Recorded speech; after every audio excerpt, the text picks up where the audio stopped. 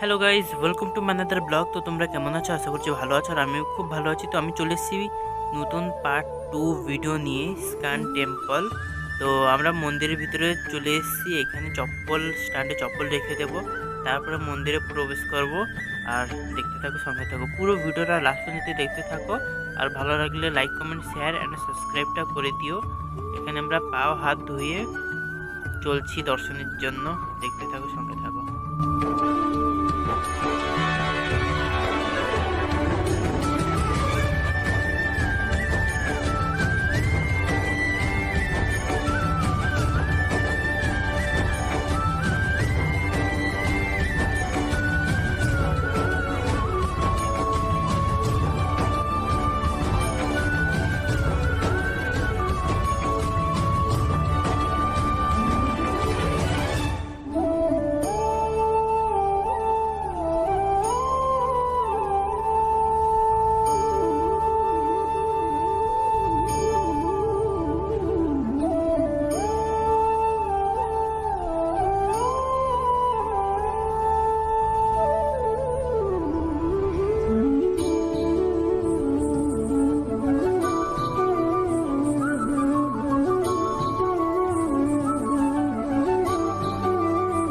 এবার আমরা ফাইনালি মন্দিরে প্রবেশ করব।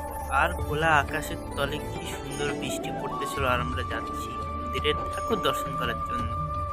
আর আমাদের সাথে তোমরা দর্শন করো, কিন্তু ভিতরে মোবাইল অ্যালাও আছে কিনা আমি জানি না, ভিতরে গেলেই জানা যাবে।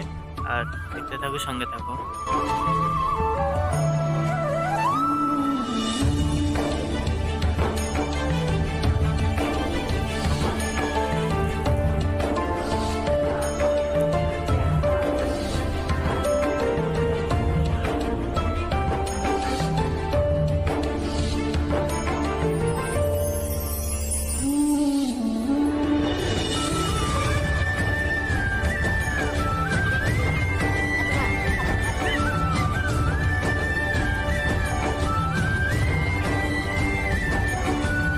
তারপর এখানে আমরা লাইনে দাঁড়িয়ে গেছি দর্শনের জন্য।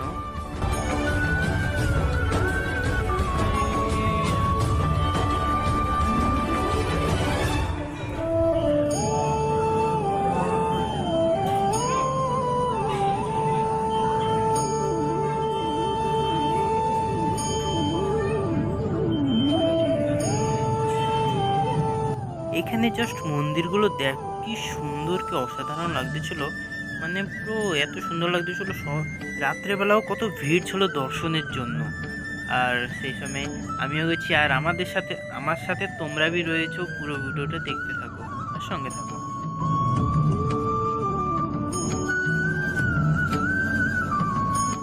তো গাইস, ভিতরে ক্যামেরা এলাও ছিল না, তো সেই জন্য আমি ভিডিও করতে পারিনি, কিন্তু ভিডিও ক্লিক নিয়েছি। ওখানে কীর্তনগুলো শুনে নাও তোমরা।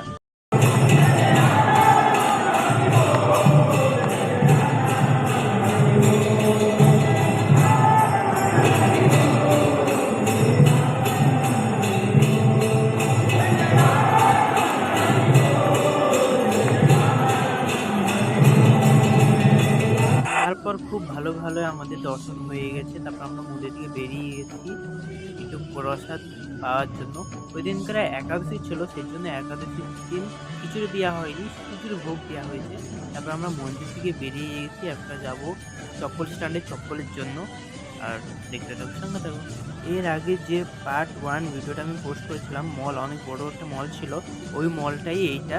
আমি এখান থেকে দেখাচ্ছি, পুরো লাইটিং হচ্ছে, সুন্দর লাগতেছিল এখান থেকে। আর দেখো,